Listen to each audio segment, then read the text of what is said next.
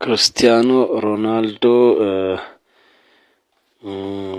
በግሎብ ሶከር አዋርድ ላይ ቤስት ሚድል ኢስት ፕሌየር ኦፍ ዘ 2024 ሽልማት አግኝቷል። በ83 ጌሞች ላይ 74 ጎሎችን ስኮር አድርጓል እና በዛ አንዳንድ ስፒቾችን አድርጎ ነበር። ከጋዜጠኞች በተጠየቁ መሰረት ስለ ቪኒሲየስ ጁኒየር ባላንዶር ዲዘርቭ ማድረግ እንደነበረበት ተናግረዋል።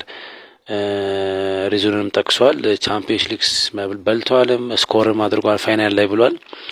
ስለ ማን ዩናይትድም እንደተለመደው ጠይቀውት ነበር። እሱም እንደመለሰላቸው ከዚህ በፊት እንደተናገርኩት የዩናይትድ ችግር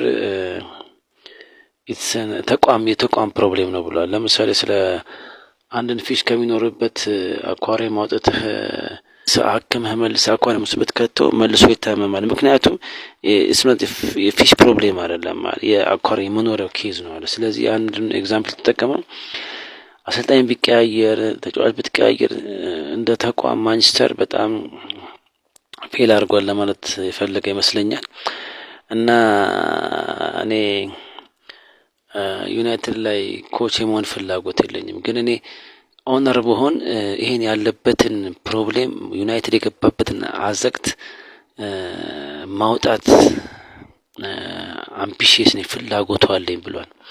አንድ ቀንም የዛ ክለብ ኦነር የመሆን ፍላጎት አለኝ። በጣም ስቲል ያንግ ነው፣ ብዙ ድሪሞችና ህልሞች አሉኝ፣ ገና ነኝ ለዛ። ግን አንድ ቀን ግን ከዩናይትድ ጎን መሆን እፈልጋለሁ ብሏል።